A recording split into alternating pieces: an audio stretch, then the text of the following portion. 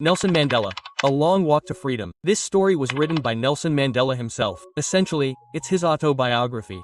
Whites had ruled Africa for 300 years, so they implemented the apartheid system in the country. This system fundamentally discriminated against whites and blacks. Whites had all the rights, but blacks had none. Blacks couldn't vote, couldn't speak out, couldn't eat with whites, couldn't even use public facilities, and couldn't even work with whites.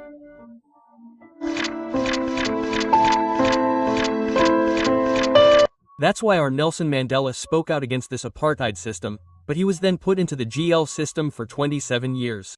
Then, in 1994, a democratic election was held, in which the African National Congress, ANC, won 252 seats out of 400.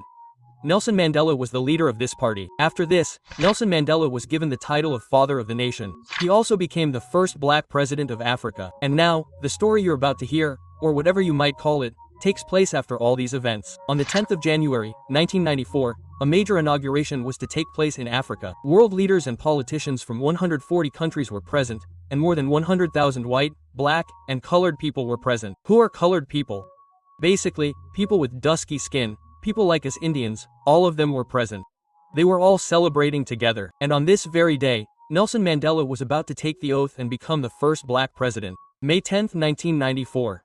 This day is very bright and clear, and why not? This is the largest gathering ever held in African soil. This ceremony is going to take place in the Union Buildings in Pretoria, which is an open-air theater, meaning, basically, there is no roof over this place. There are stairs too, so it feels like a completely open-air building. By the way, I am Nelson Mandela, and my daughter, Zanani, is with me. Well, you know, first Mr. de Klerk takes the oath as second deputy president, then Thabo Mbeki takes the oath as first deputy president, and then comes my turn.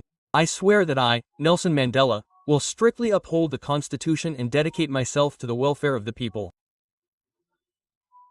I welcome all our guests here and all those who are watching me from all over the world. Today, we are all present here to honor our freedom. And while we celebrate freedom, we also recognize that we have emerged from a profound human disaster that has plagued us for decades. Out of the experience of an extraordinary human disaster that has ultimately led to the loss of the society of all humanity. And now we are about to build a society where people of all kinds can live together, where there will be no discrimination of any kind, whether racial or any other kind. There was a time when our country was experiencing an apartheid system, which led many countries around the world to break ties with us. But today, I have the rare privilege of being able to host Africa before the world. I want to thank all my guests once again. After all, this is a common victory. It is a victory for justice, peace, and human dignity. And we have finally achieved political power. And finally, we have achieved the political power that allows me to pledge that poverty, suffering, and all forms of discrimination that used to exist in this beautiful land will no longer exist. And I will be able to protect my people from all these things. And now, in this beautiful land, there will never be any oppression of one another. The sun will never set on the human achievement we have achieved in Africa, and now the era of freedom has begun. God bless Africa. Then, a moment later, everyone looks up. They see all the helicopters, jets, and troop carriers displaying their power in the sky. Basically, the military wanted to show that it is with the African new elected government. Then, the generals of the African Defense Ministry and all the police officers, all with medals on their chests, come and take an oath that they are with the new elected government. Then everyone salutes Nelson Mandela, and here Nelson Mandela smiles, thinking, these are the same people who, if they had seen me a few years ago, would have arrested me and put me in jail. Then, with the help of flying jets, the colors of the African national flag are released into the sky using smoke. These smokes were in black, green, blue, red, and even gold. 2 national anthems are sung that day, Nkosi Sikelel for whites and Dies Stem for blacks.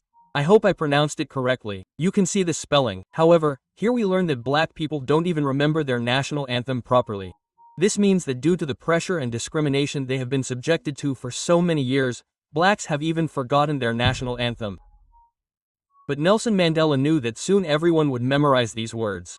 In the first decade of the 20th century, before Nelson Mandela was even born, the Anglo-American War took place. After this war, the apartheid system was implemented. And now, in the last decade of the 20th century, when all people are going to live together. There will be no discrimination here. And the apartheid system has also been abolished.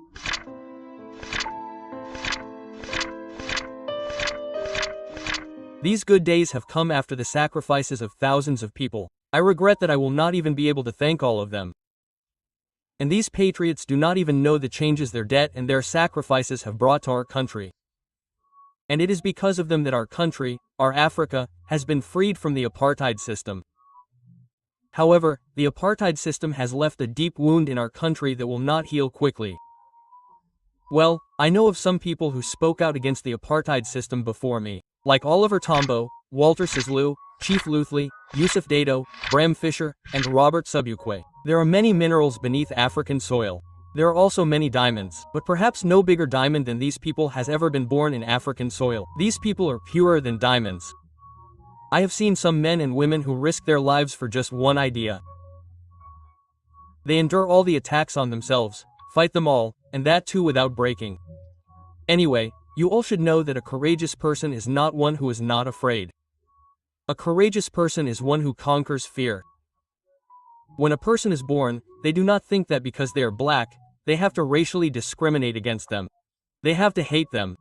But gradually, as they grow up, they are taught to hate. So, if we can teach someone to hate, we can also teach them to love. When I was in prison, the guards used to harass me a lot. They would come and beat me, but after a certain point, they would feel pity and then they would let me go. They would leave me. This shows that love exists within everyone. Anyway, no one can choose their skin color by being born. No one can think that if they want to be fair, they will become fair at birth. No, that is God-given. Moreover, in African soil, it is even more difficult. There was a time when black people could not even live like human beings in Africa. They were punished for living like human beings. This meant that black people did not even have basic rights. I never became a good family man. I couldn't be a good father, a good son, or a good husband. But I lived separately and raised my voice against this system. I wasn't born with a hunger for freedom. I just wanted to run in the field near my mother's heart. I wanted to run as far as I could. I wanted to swim in my village's river. I wanted to swim as far as I could. I wanted to cook under the open sky, under the stars. I wanted to drive a bullock cart, but gradually, as I grew up, I realized that this wasn't freedom. It was just an illusion. Then, slowly, I grew up. At that time, as a student, I just wanted freedom for myself. But then, as I looked around, I saw black people traveling, and I realized I had to fight for them. I had to take back their freedom and my own, as well as my self-respect. I meant to snatch it away. I soon got married. I tried to be a good husband. But whenever I looked around, I saw that none of my brothers and sisters were happy. No one was free. So I joined the ANC, African National Congress, and spoke out against apartheid. But I was declared a criminal and imprisoned. A loving husband was separated from his wife and family.